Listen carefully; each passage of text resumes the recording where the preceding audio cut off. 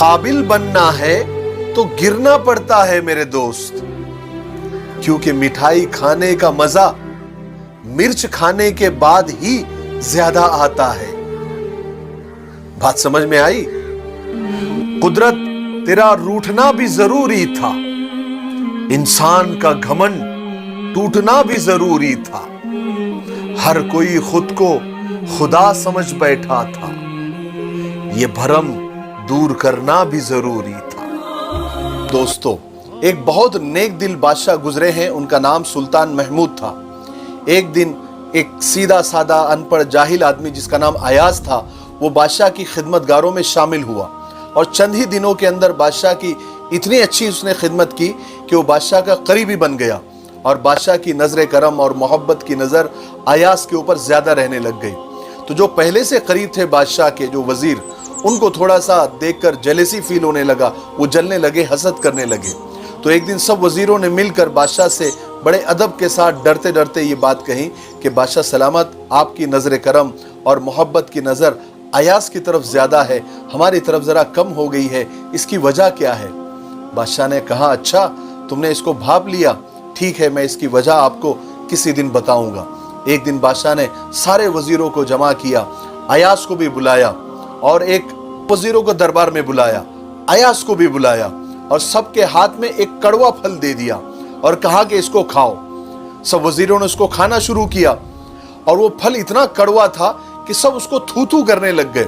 किसी को उल्टी जैसा होने लग गया, कोई कहने लगा अरे बहुत कड़वा है, कोई उसको थूक रहा है तो कोई क्या कर रहा है। लेकिन सब वजीरों ने और बादशाह ने देखा कि अयाज उसको बड़ा मजे से खा रहा है। तो बादशाह ने पूछा, अयाज तुमको ये फल कड़वा नहीं लग रहा है?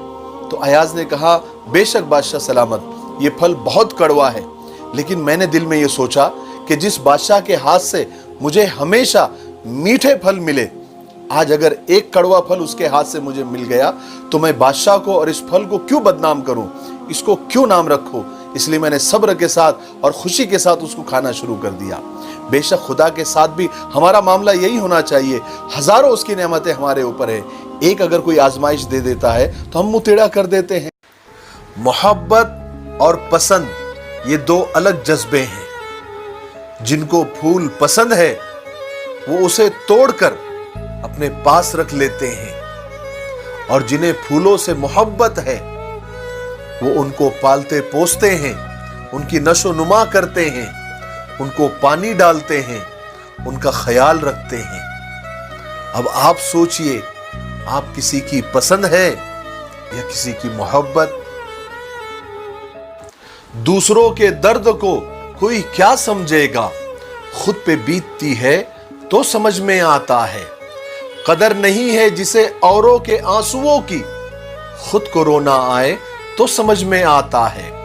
पैसों से इंसान को तौलने वालों को पैसा जब खुद ले डूबता है तो समझ में आता है। अपने मतलब से बदलने वालों का वक्त जब बदलता है तो समझ में आता है। जिंदगी भर ऊंच नीच करने वालों का आखिर राख बनता है तो समझ में आता है।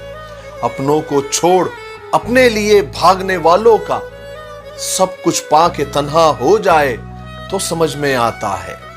दूसरों के दर्द को कोई क्या समझेगा, खुद पे बीतती है तो समझ में आता है।